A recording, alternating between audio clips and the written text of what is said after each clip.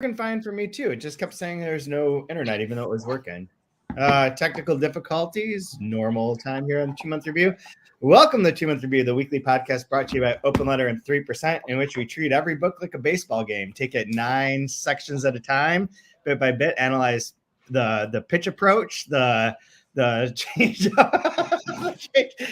It's hard to do these when you look at me like that. But look at the game state, whether runs get pushed across or not each inning, and then decide at the end, tally it all up, see if the book worked or didn't work. And there we are. I'm Chet Post from Open Letter Books, joined as always by Brian Wood, author of Joytime Killbox. Not a fan of my Chet. No. Good to see you, though. I can't tell if you either have cocaine or a little bit of dried tissue on the tip of your nose there. Okay, perfect. Now I got you. For our sakes, I hope it was a little cocaine. That'd be great. Yeah, it's a little blow. No, I'm good. What do you think about the new freshly minted Hall of Fame inductees? I mean, it's interesting who doesn't get in. They just seem like guys. Like, oh, I remember that guy. Oh yeah, that's another Adrian guy. Beltre's amazing. Todd Helton's the one where I'm like, Todd Helton, whatever. But Adrian Beltre is like a fascinating career human being and like has all the stats. He's John Mauer, right? Yeah, Mauer. It doesn't take a lot. Was he a catcher? He was a catcher that turned into first baseman, but as a catcher, he was like amazingly offensively productive and good defensively. So he was like, those are givens. Like there was no question about that. Todd Helton's the one that's like on the border. Billy Wagner should be in as the should have made it. Probably will next year. I'm always surprised that A-Rod's never going to make it, just because. I mean, it's sort of sweet because fuck that guy, but like, it's also like, I was like, he was like the biggest player in the world for so long, like Bonds, and they're just like, nah, that's good, we're good. Wait for the. I would be remiss though, given that this book is so much about Buffalo and deals with primarily hockey, but Buffalo sports in general. I didn't point out how fucking sad it was for the Bills to go wide right once again. And like history repeats itself over and over again, as we know from this book. Mahomes is the McKinley assassinator. He is the Taro Chizimoto of the Bills, this particular Bills era, taking them out. Yeah. I've got a new account called Bills Truther 8083 that I want to point out all of the conspiracies that are causing the Bills to lose. That would be fantastic if there was there has to be someone who's got like a ton of of rationale. I still firmly believe to get out of this recession and to make everything right again, the Niners have to beat the Chiefs. That's the only way, because that's when it all started. It was the Chiefs, right? Yeah. The Chiefs beat the Niners because Jimmy Garoppolo can't hit somebody wide open. There is a conspiracy theory though that if you take the colors of the logos for the Super Bowl from the past 5 years, the two teams that played matched those two colors, even though the colors are determined beforehand. And this year's colors are like purple and San Francisco red. So I think Baltimore, San Francisco is your matchup. Okay, we can write that wrong too, because the 49ers also lost to Baltimore. During the Bane game. What I refer to as the Bane game, when the electricity went out. That's right. And Bane showed up and was like crushing Batman and Gotham or whatever the fuck. Anyways. Well, what'd you think? Making it to the end here. We made it to the end. We are done. We completed this. I finished it a couple days ago. So I was like deep into getting sucked in. But we're going through from page 250 till the end today of Same Bed, Different Dreams by Ed Park, which we've been talking about for the past 7 weeks.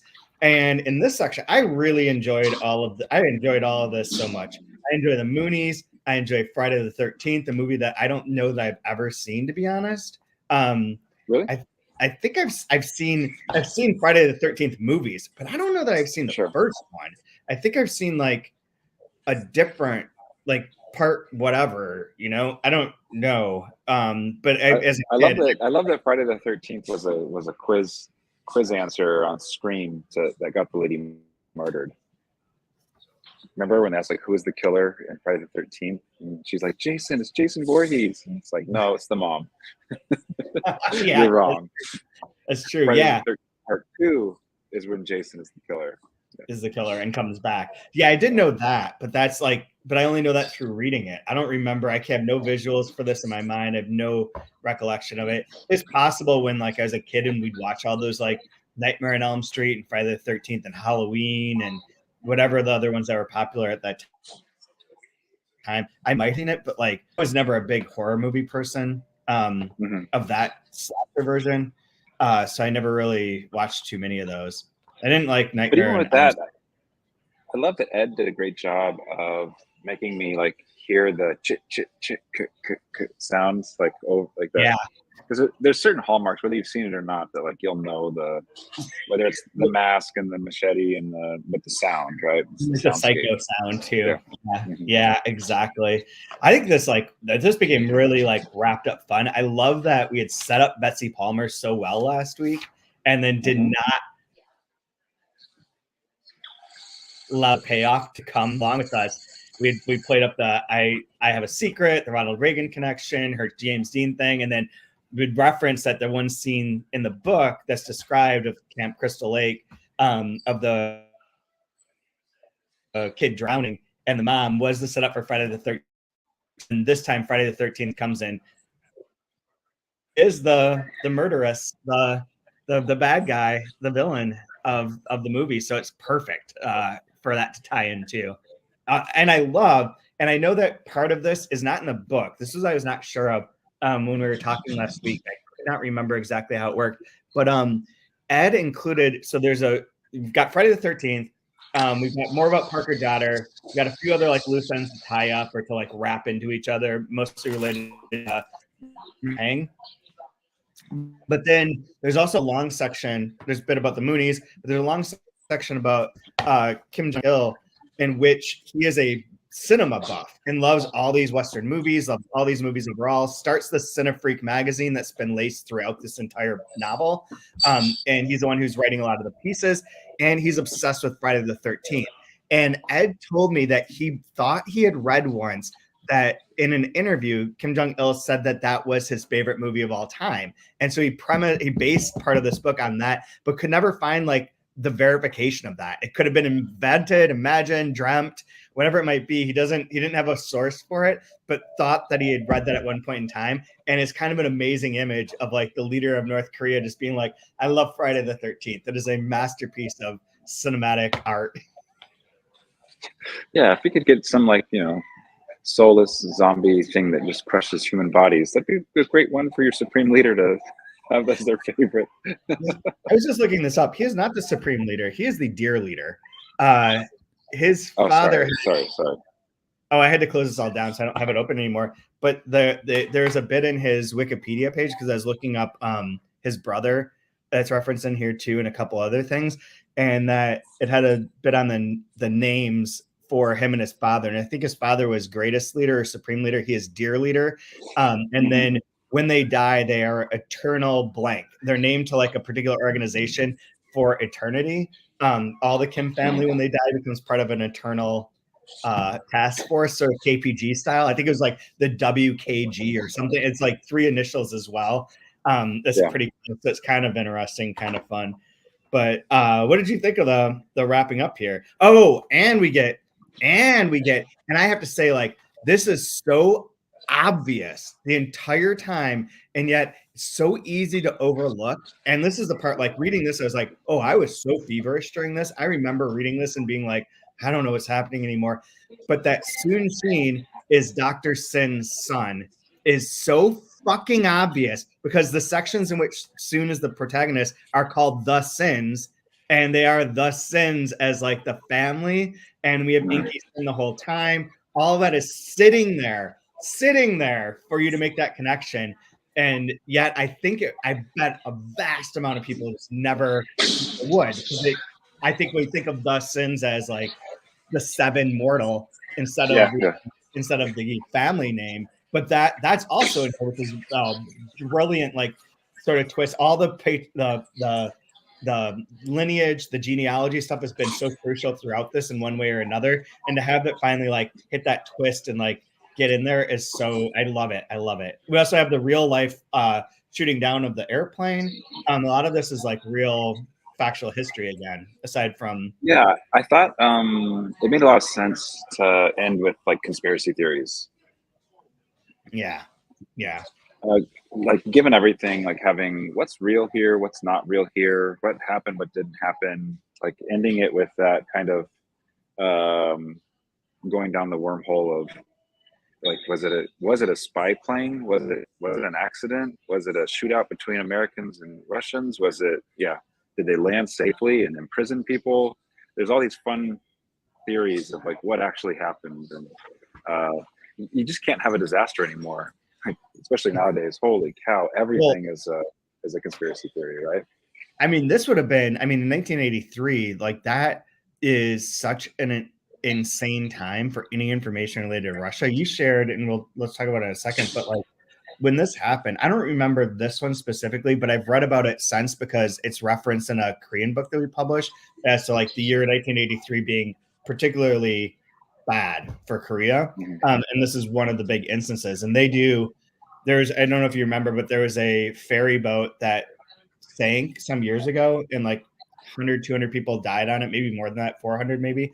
And the like national trauma that induced and like that they dealt with was so, I was there shortly after, and it was still like ongoing as to processing this like tragedy that I think in our American culture, it would last like 3 days. Like, well, unless it's 9/11, but if it's like a sinking of a ship, it's kind of like, oh yeah, that's horrible. That's a horrible tragedy. Move on to like whatever the next crazy shit Trump says is. But and there, like these kind of things have like this resonance within like the culture that is much more prevalent, like respected, like an intense moment. So this was like a huge deal for them. But like the idea that like, yeah, it literally got shot down. I mean, unless they landed on a fake island and everyone's alive and they're hiding out or whatever, and there's all that kind of stuff. But getting information from like Russia or that part of the world, zero. There was nothing. There's nothing. Everything that leaked out was like hearsay. Never knew. And so you shared, why don't you describe it? You shared an amazing clip this morning.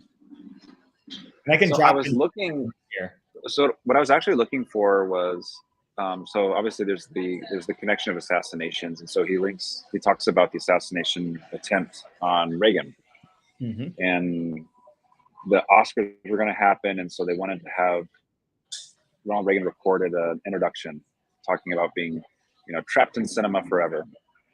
And so I was trying to find the introduction by Ronald Reagan. But what I found instead, as I was looking for it, was that there's a news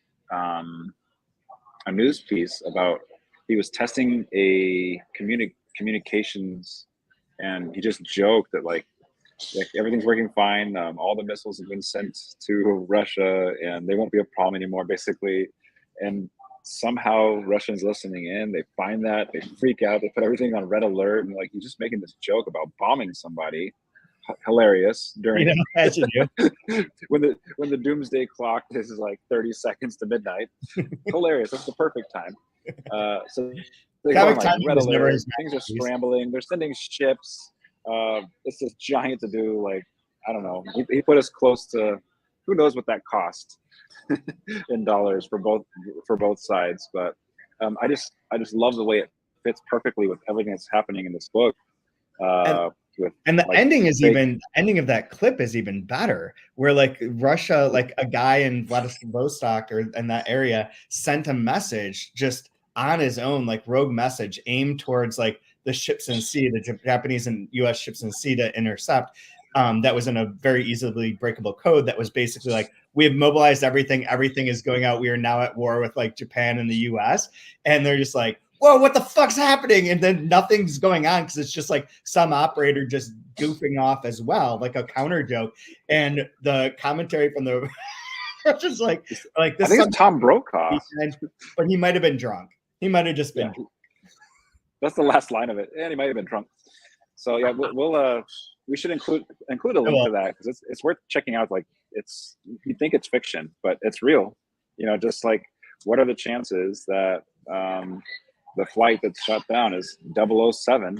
Yeah, which just ties us back in with Odd Job and 007 and spy stuff and espionage, right? Like, I mean, how much of the book, and this would be a question for Ed, but I kind of can guess at the answer. Like, how much of it is you're writing the book and then you're finding these wonderful connections, and how much of it is like, oh, this is something I want to include, 007. Let me seed the earlier part with James Bond references, and find Odd Job, find which this sort of bit based on that, 007, the plane, oh, I forget the call letters are, but 007, flight 007 is going to be referenced and work and like backwards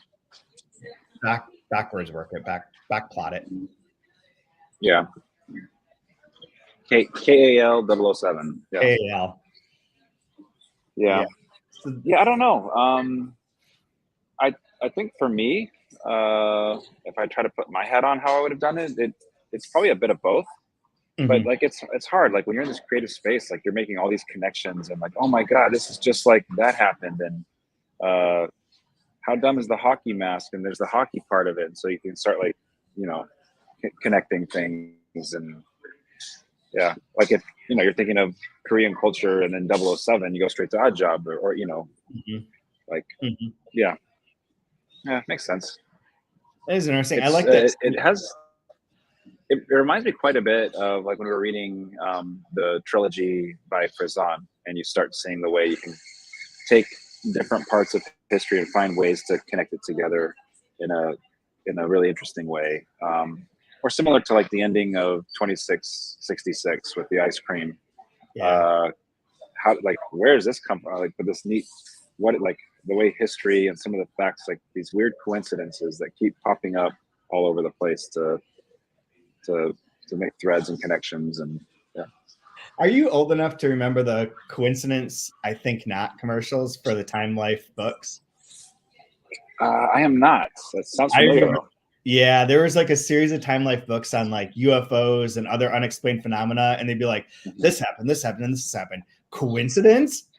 I think not. Or like, I forget if it was I think not or whatnot, but I'll find the commercial and drop that in here too. But that's what it always reminds me of, is like, here's this, and this. Is this a coincidence or is it UFOs? Could be either. Obviously, 50-50 on that one. Somehow Ancient Aliens is on season 74. I'm not sure how, but I've seen that show at the gym, and I feel like it's just the same episode. Like everything is the same. Possibly it's an ancient astronaut, and what we're seeing here is, or birds are pretty, and so they put feathers on something. I don't know. It could be that. No, these are flying technologies. My son has a very warped sense of religion for reasons that I'm not certain of, but he truly believes that essentially God is Jesus, and Jesus has a best friend who is basically an alien. He's like, well, and Jesus and his friend, when they decide to walk on water and they do these good things and bad things, it's always this friend that's like got this vague UFO alien sort of description that he gives him. So I think that like clearly Ancient Aliens has penetrated the consciousness of our culture by pointing out the truths. Well, Elijah was taken up on a chariot of fire. What is that? Alien. It's a rocket, clearly. Right. And if we go to the book of Enoch, certainly. Exactly. I think this is what he's tapped into, and now he's convinced that like that's how shit works, for sure. But I loved like that kind of energy just fueled this last half of the dream. I thought it was wonderful. Like the way it really started picking up. Well, because there's like the personal part of it with Arthur, which I thought was wonderful. Yeah, with like how his father, how the racism, how like these different things are shaping him, like the kleptomania begins. I love that. Like it was just like this very like tender coming of age that that felt like intensely American, but also not, which I thought was wonderful. It's and then like seeing the way that was like kind of juxtaposed with this like I don't know, this political aspect of it, and then all the pop culture Americana aspect of it, and the way those things braid together, I thought was just a wonderful energy that finished this book. Yeah, in a lesser novelist hands, like say, I don't know, Jonathan Franzen, That like soon, Arthur to soon. Hey, we waited a long time to shoehorn that in. Jeez. Been sitting on that for 9 innings. That section about Soon's like growing up, or Arthur becoming Soon, and his like, you know, getting sent to the reform school in Oklahoma and all that kind of stuff. That would have been a huge section of the book standing alone and tied in, instead of just dropped in like it is here, where it's not only like interesting and compelling and you're like following his case, but then when the snap turns and you realize who it is that you're reading about, that is very powerful in a way that if it was longer than that, I don't think it would function as well. It's kind of like the brevity and the like awareness of this character, the way that we're aware of some of these other characters on the same plateau, that then when it's like, oh, this is actually our narrator and protagonist from other sections, that lands a lot more. Sort of like when they revealed the divine precepts as being the Moonies. That was one that like, it's like, oh shit, okay, now that tracks, but because they hadn't been overplayed in that way or explained more than they were explained, which is like a vague, nebulous, strange thing, which the Moonies, you know, sort of are. We used to get our books reviewed in the Washington Times all the time, like all the time at Delkey. The Moonies were like one of the big, the Mooney paper was one of the big reviewers of Delkey titles. Why? I don't know. It's Christian Science journalists too. Yeah, those people, they like their strange literature apparently. And then we also had an eagle-eyed listener who pointed out right to you that Parker Jotter is a pen, correct? Yes. Yeah. Yes. The brand of, so yeah, Ron I don't Estrepo, think that was ever brought up. Yeah, I think we forgot to do it, but like he one day he texted me a image because he's a pen person. He gets catalogs every so often, and one of the catalogs was for a particular pen that was called the Parker Jotter, and he's like, I think this is a coincidence, but maybe, you know, Ed knows of this pen, and that's where the name comes from. There are no coincidences with Ed. Everything is absolutely not. Everything is fate. Everything is fate. Yeah. It's all how you are where you're meant to be. Yeah. So I think that was interesting too, and that does fit because, I mean, we always played up the Parker Jotter, the jotter part of it, like jotting things down, which I suppose is what the pen name is coming from too. But if it's like based on that particular pen, that's pretty cool. I think I like that. I'm pro that conspiracy. Just like I am. I would have caught it if his name was Mont Blanc or something. I think I know. I've heard that before. Or what I said. I'm glad he didn't name him Bic Classic. That'd be an awesome protagonist name. I think what's interesting about this book in terms of that aspect to it, the fact that like Betsy Palmer, there's a huge story about her, and then you get the Friday the 13th thing, which that's all she's known for, really. Like, is if you were to Google her, that's the first thing that comes up. That's her, what she's known for, and she references it in here. And like a lot of these things that are like this, but they're all like the second level of that connection. Like everything's like one drop down, but it's not super obscure. It's not like into the weeds of like the conspiracy theory bit where you could lose a lot of people and just not know what's going on. But the fact that it's like it's right there, but it's not right there. It's just like one step below in terms of his connections and his references. So it's not the like most depending on your age, like is somebody gonna know that like Liam Neeson was a serious actor at one point, right? Like, he won an Oscar. Like he won an Oscar for acting, and he was doing stuff like Schindler's List and Rob Roy and like doing like real movies. And then like somewhere along the line, oh, he's just a Taken guy, right? Like he does, like he's like 70 years. He's like a 70-year-old badass that kills Croatian mafia. Like I don't know, you know what I mean? Like where did that come from? Or like Bruce Willis was a major investor in Planet Hollywood and a blues harmonica player, and he did moonlighting and this and that. And then, you know, at the end of his life, before he's losing his mind or whatever, he's just doing 17 movies a year direct to stream. Like, like there's going to be people that only know somebody as a thing because of something that happens to get a paycheck or something, and completely upends. I'm gonna ask my class in a minute how many of them have even seen Friday the 13th, like any of the entries. I remember like it was always fascinating as a kid because every Friday the 13th they would play it on TV, and so you could watch a movie. Like this is back when you had to rent a movie and it cost money, and otherwise you don't have any movies to watch, right? Yeah. And you watch it on like TNT, and it would be like the edited version. Edited and terrible. Yeah. There would always be like, instead of saying like damn, it'd be like bananas. Jason goes to Manhattan. Yeah. I mean, there's the one where he's in space. Well, that was too late for me at that point. But, I think that came out like 4 years ago. Man, I think that's like relatively new. Yeah, absolutely.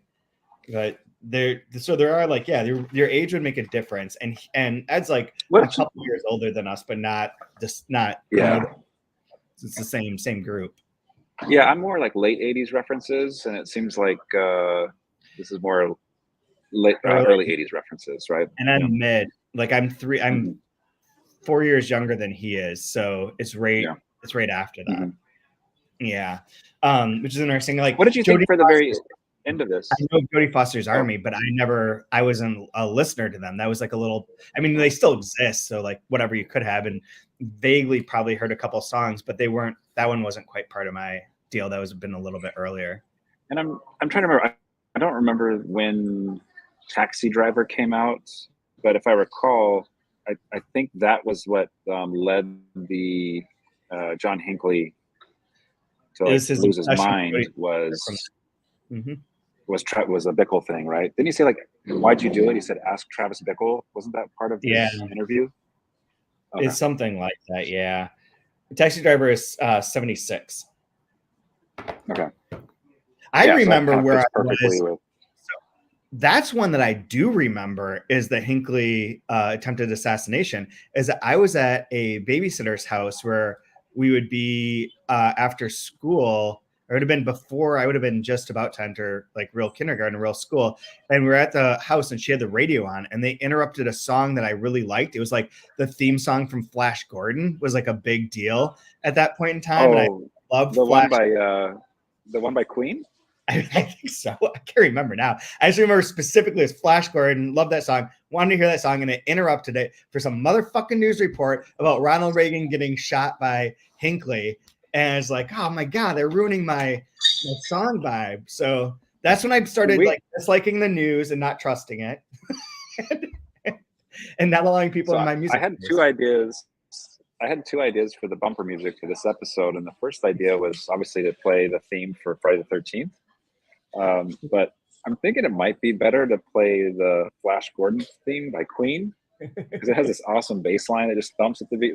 Just out of nowhere, like, why are we playing Flash, the savior of the universe?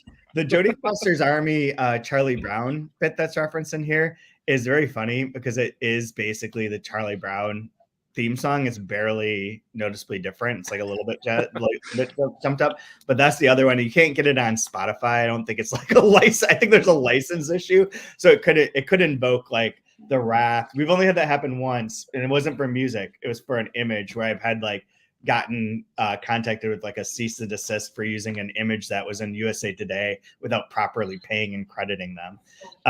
But the music one is always the one I'm like, oh, I wonder if anyone's ever going to notice this. Yeah, I love this section. I really like. I was just really impressed with something this big and this complex with this many things going in so many ways. It's really hard to land that. Yeah. Obviously, no pun intended with there being like that, climax of a plane crash here. But like, I thought it was just handled so well and like really impressive. I was so impressive with how Ed finished this. It was really masterful. I think what really works for me too, and this relates to like the conversation last week in terms of the overall structure as like where I have like a net that was pulling together, so on and so forth, and then the fact that there was like the Ouroboros where it like sort of eats its own tail sort of bit, and that one kind of really lands at the end too, because the last like 15-20 pages of this book are about Mercy Pang finding like essentially like the prelude to Facebook, or to any one of those Friendster, MySpace sort of things as like an online digital community, of which that I forget, there is one very famous one that was like an East Coast thing that was very similar to what's being described in here, of like the forums, and not just like the Usenet, like the specific, like you were a group, you had to get entry, you couldn't just join it. It wasn't where all like the baseball nerds figured out what sabermetrics were, but like something a little bit different than that. And not to relive those days, but the way that she gets in there and like starts to interact with it, and that leads her to, through the KL thing, to being connected to the Korean Provisional Government, and the last line of the book being from a recruitment letter to her with the line, "You are a member of the Korean Provisional Government," which then we go back to that the first time we meet her, she's the person who's not photographed, that his wife thinks she might have seen. She's going to be at the dinner. He references like maybe that's who she is. So she's like in the background through so much of this, and is the connecting point through everyone, even more so than anyone else. She's the granddaughter of Parker Jotter. She's connected to the KPG through this. She's there, but she's also never has her own section until the end, like in a way that like many of the other people from the opening party scene do. Her backstory comes up through her mom's story, and then through this little part. But and she shows up in as like the intern for Loa Ding. She shows up in that space where they're trying to decipher the dreams, same bed, different dreams manuscript that they get on the thumb drive. She's like in these spots, like the person that's there, but never like the truly active, focused on character in any of them till this end.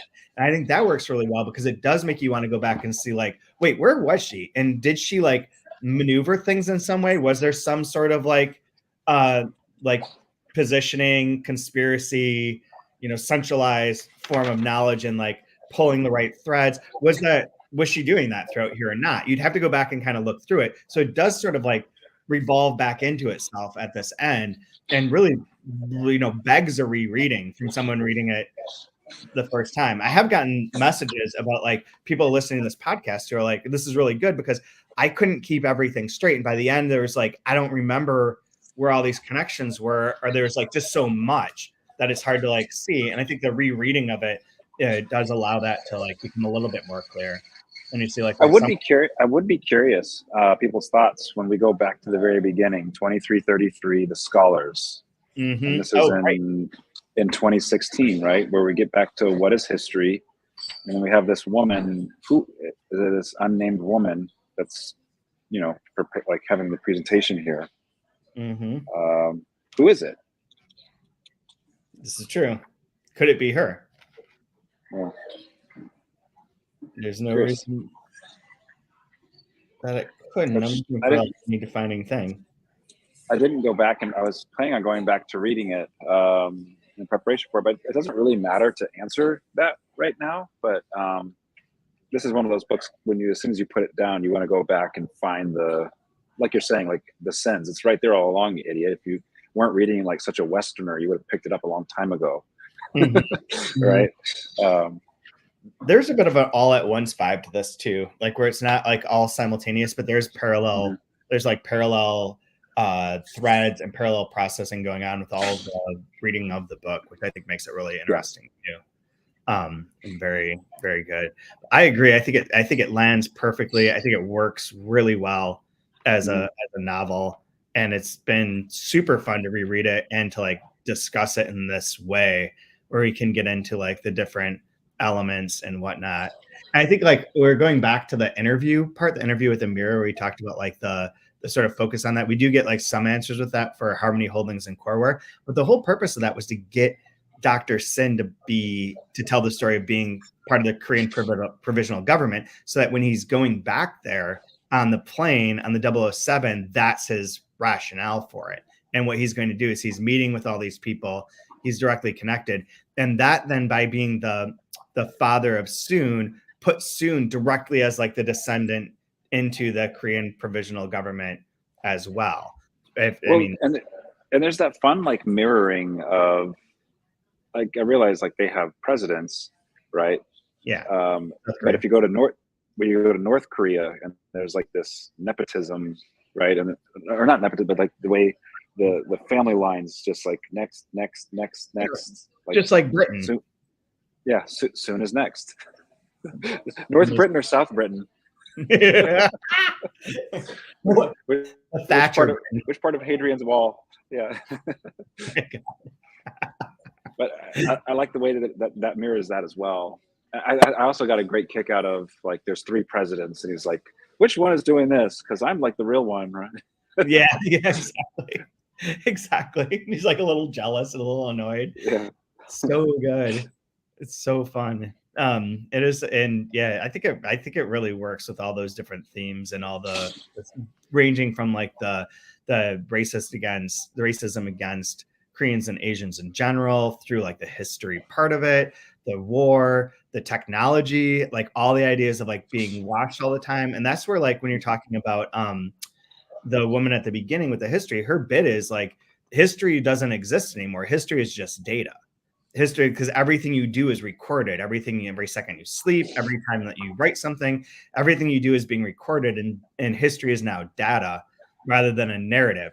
Whereas Mercy Pang is like, through the end of this, and one other thing related to that in a second, but through the end of the last dream, she becomes the one that's like witnessing the story, the history. The dreams are trying to tell a story, and in some ways, like, and through fits and starts of like, here's all these pieces, let's try and bring them sort of together, let's try and create this sort of line of who was doing these assassinations, let's sort of muddy that by maybe there's this other thread to it. It's like this continual, the dream's like a continual attempt in dreamlike, not in dreamlike ways like surreal shit happens, but in dreamlike logic of like, how did I get from A to B exactly? Like, there's all these pieces, but like they fit together, but I can't quite get them to link. And so it keeps trying to tell this story. And then her bit going back to the beginning is, everything's just data now. History is just numbers.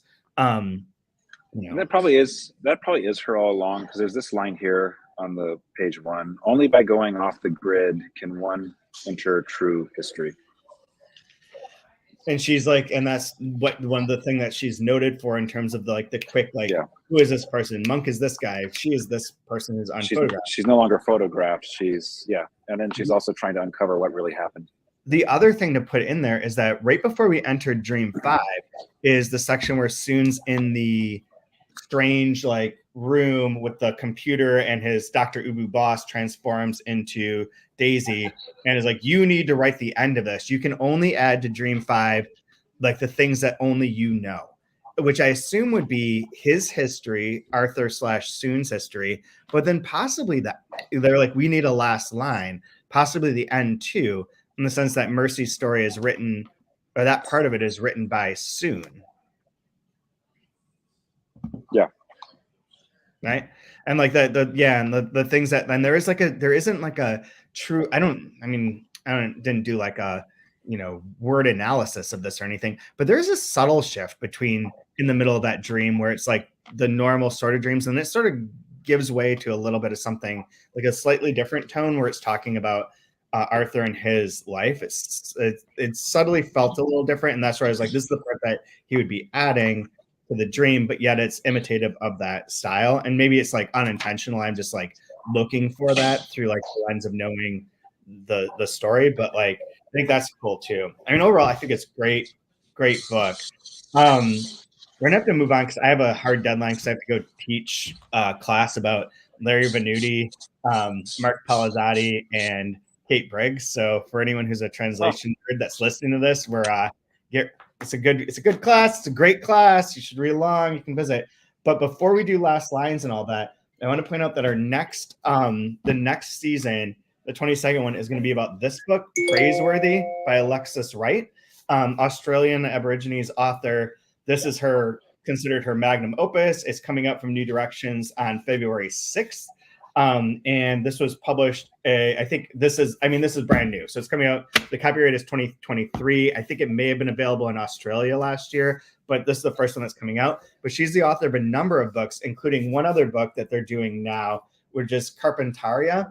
And this one's an earlier book of hers that won a number of awards, and they're bringing out both simultaneously. And for your benefit, Brian, and for the benefit of anyone watching, the two books are these sizes as galleys, and we're obviously doing the big fat one, not fucking around with this typical intro bullshit. Like, no, this is a no bunts podcast. We do not like dink and dunk over here. We swing big. We are Otani of podcasting. I can't wait. You know how much social currency I'm going to get when I say I'm reading Aboriginal work? Hey. Yeah. I mean, yeah, I love it. It sounds wild. Like, here's like a little bit of it. So it's in a small town in the north of Australia, a mysterious cloud heralds both an ecological catastrophe and the gathering of the ancestors. A crazed visionary looks to donkeys to solve the global climate crisis and the economic dependency of the Aboriginal people. His wife, seeking solace from his madness, follows a dance of butterflies and scours the internet to find out how her Aboriginal Chinese family could be repatriated to China. One of their sons, named Aboriginal Sovereignty, is determined to commit suicide. Wishes his brother dead so he can pursue his dream of becoming white and powerful. So, bunch of stuff. Sounds wild. Alrighty.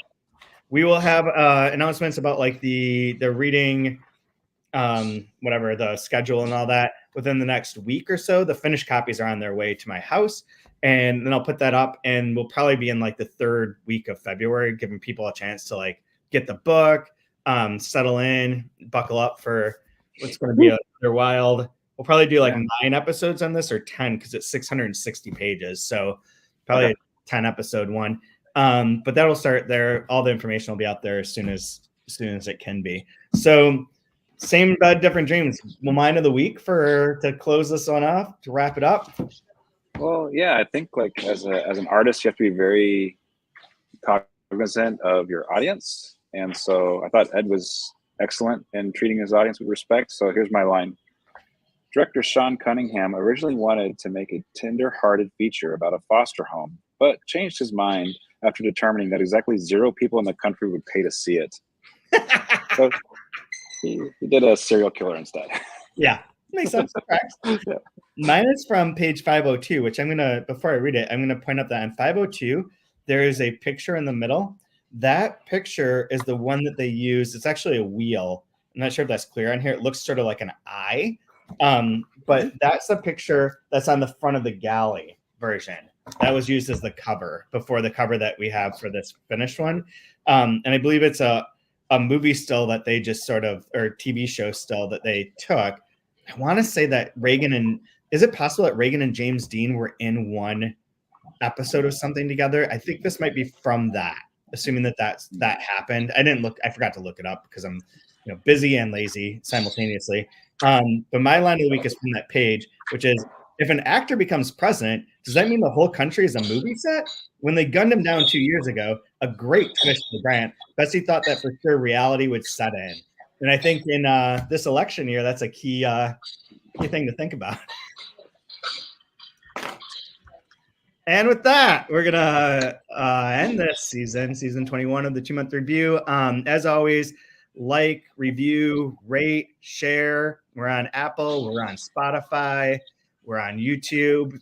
Hit the subscribe button if you're watching us on YouTube. Tune in soon. We'll be back. All the information will be on the 3% website in terms of the reading order, and we're good to go. Any final words, Brian? Tune in soon. That's pretty terrible, Chad. It seems like a sin.